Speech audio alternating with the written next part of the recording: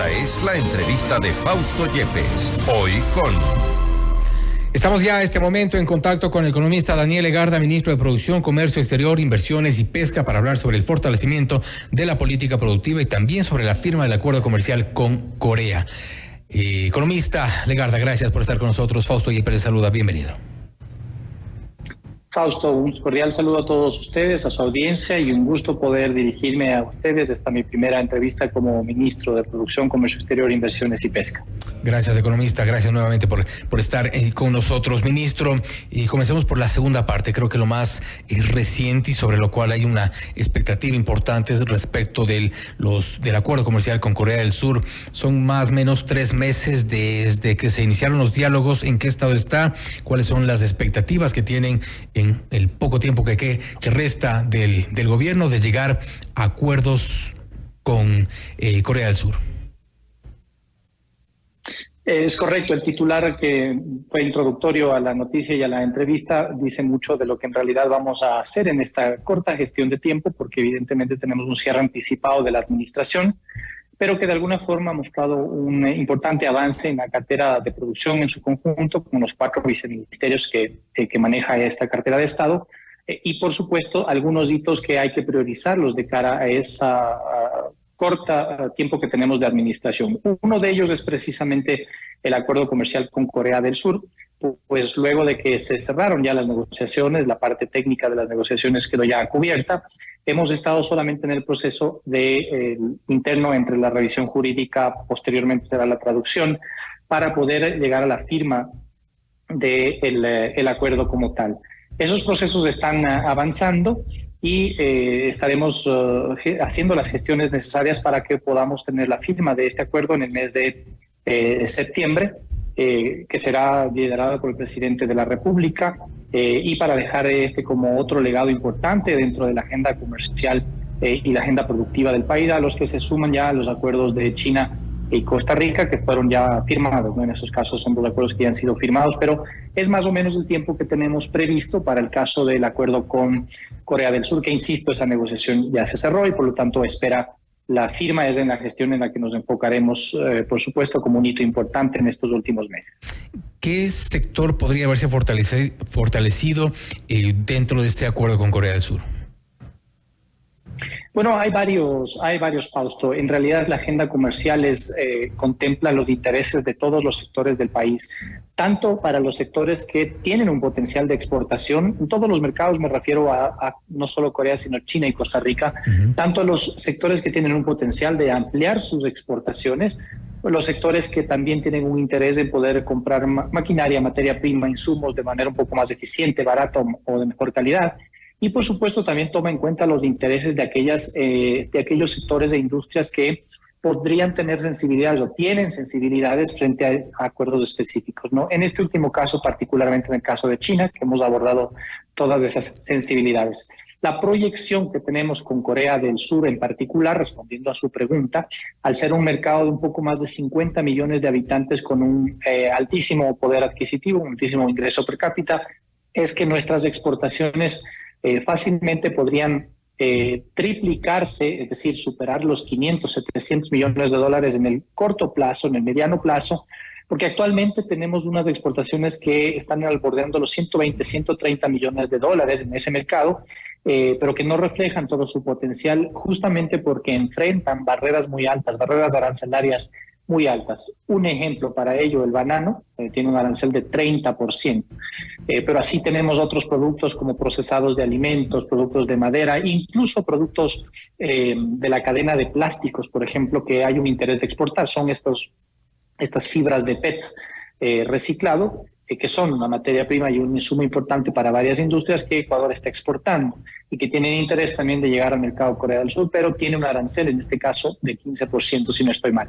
En el acuerdo comercial con Corea del Sur, al igual que con los otros, pero en este en particular, hemos logrado un altísimo porcentaje de cobertura de nuestras exportaciones. Estará prácticamente en el 100% de nuestras exportaciones tendrán una preferencia arancelaria, algunas de manera inmediata, otras de manera paulatina en un periodo de tiempo, pero todas tendrán esa consideración, ¿no?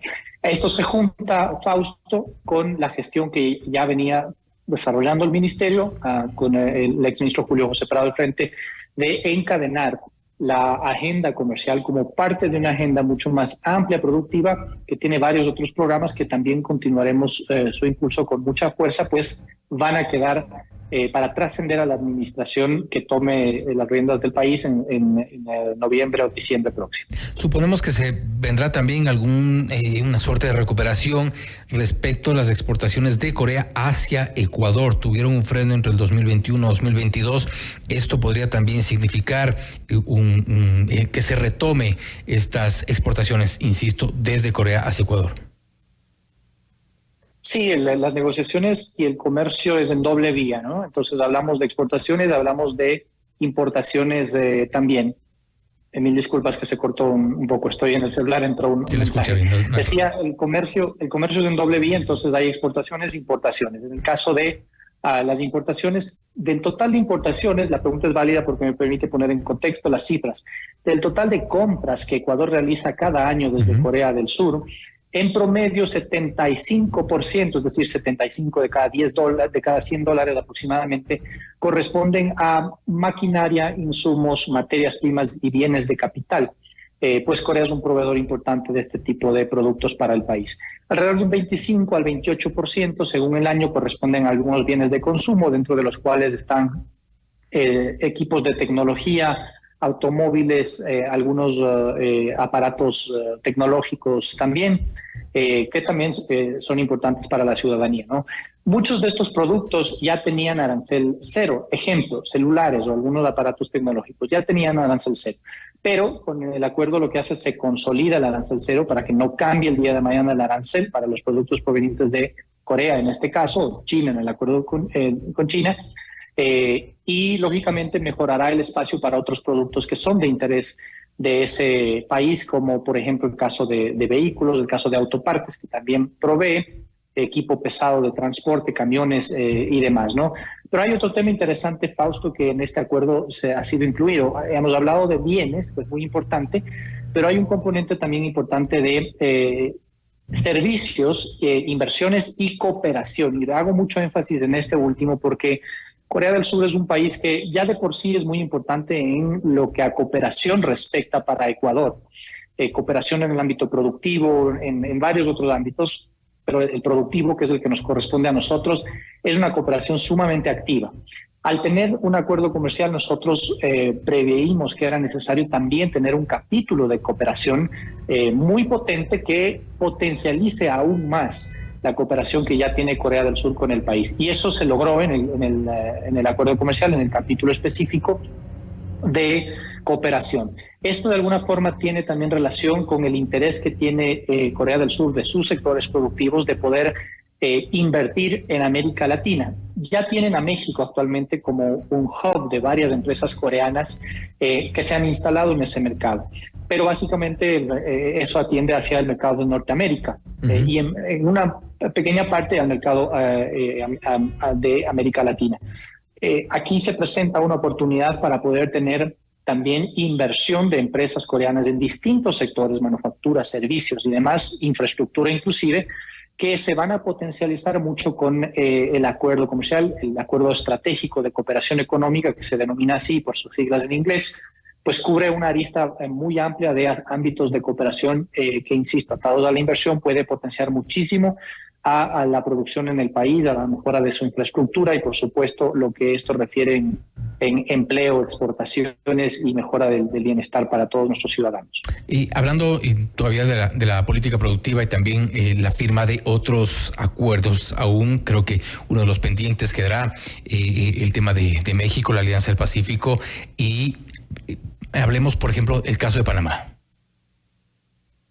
Sin duda son algunos pendientes que quedan en la carpeta para poder seguir impulsando. El acuerdo con México prácticamente está negociado, es una decisión política del presidente Andrés Manuel López Obrador sobre el acceso de nuestro camarón, particularmente a ese mercado.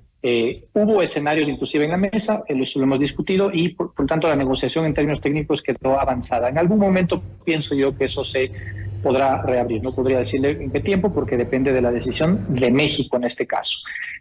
Otros acuerdos que seguirán su curso son Canadá, que está caminando muy bien, está terminando un proceso de consultas internas en ese país, y para el mes de septiembre, una vez que el Parlamento regrese de su periodo de receso, podremos tener ya el veredicto final para el inicio formal de las negociaciones que estarán a finales de septiembre, octubre.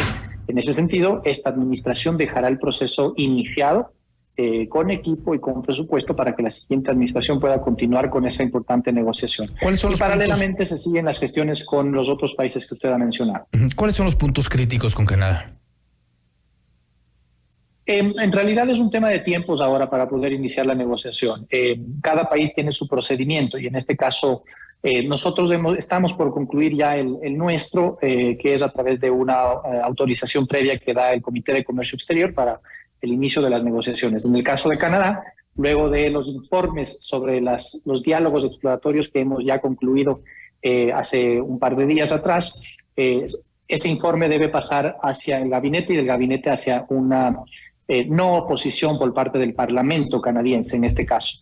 Ese es un procedimiento interno. Entonces, esos tiempos están de alguna forma medidos y tienen que darse. Eso es lo único que impide que podamos empezar antes la negociación. Pero ha sido una muy buena gestión hasta el momento y avances en los diálogos exploratorios y esperamos que podamos, el objetivo de esta administración será el dejar abierta esa negociación de cara para que la siguiente pueda continuar a ser una política de Estado que debe trascender, ¿no? Algunos sectores incluso se han pronunciado en el sentido de que ciertas negociaciones que están en curso, que están a punto de terminarse, deberían frenarse, al menos obedeciendo a este periodo de transición por el cual atraviesa el país. Y me refiero concretamente a la crisis política, que es innegable. Esto podría darse este freno, no necesariamente por una voluntad del gobierno como tal, sino incluso como parte de un pedido de varios sectores.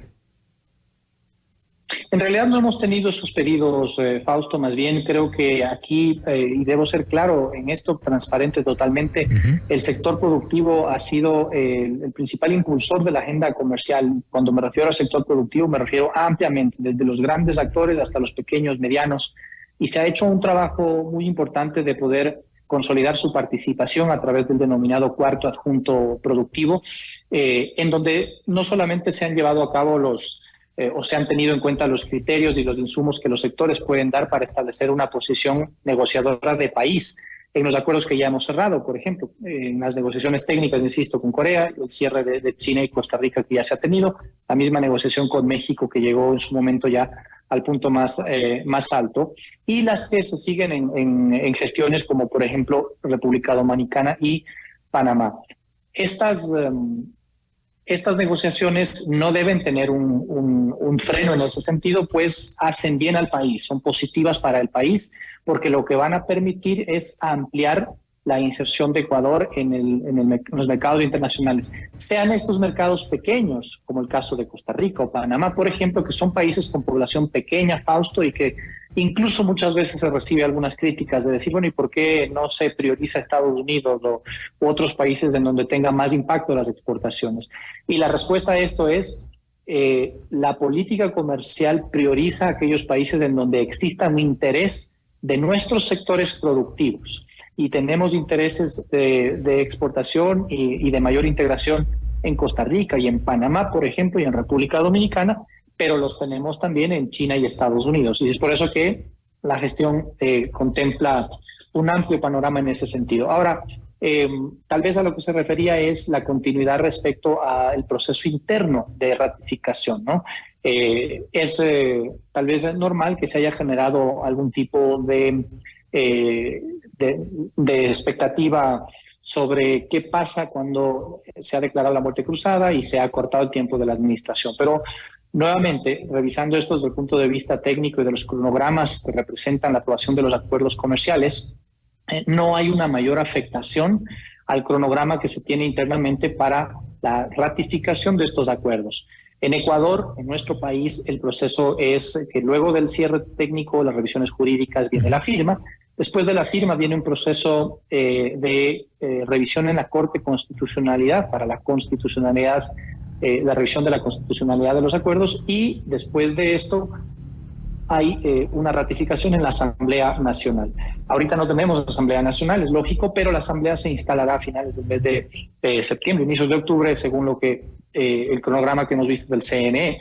Lo que quiero decir es que tal vez haya un periodo de tiempo de un mes, mes y medio, en donde no tengamos efectivamente una asamblea, pero en todo caso no retrasa así de manera significativa los cronogramas para el tratamiento de los acuerdos comerciales. Y en teoría no debería haber un freno al tratarse de temas técnicamente tratados. No obstante, la política, usted sabe cómo se maneja en nuestro país y eventualmente podría llegar un freno en la Asamblea, dependiendo de quién llegue.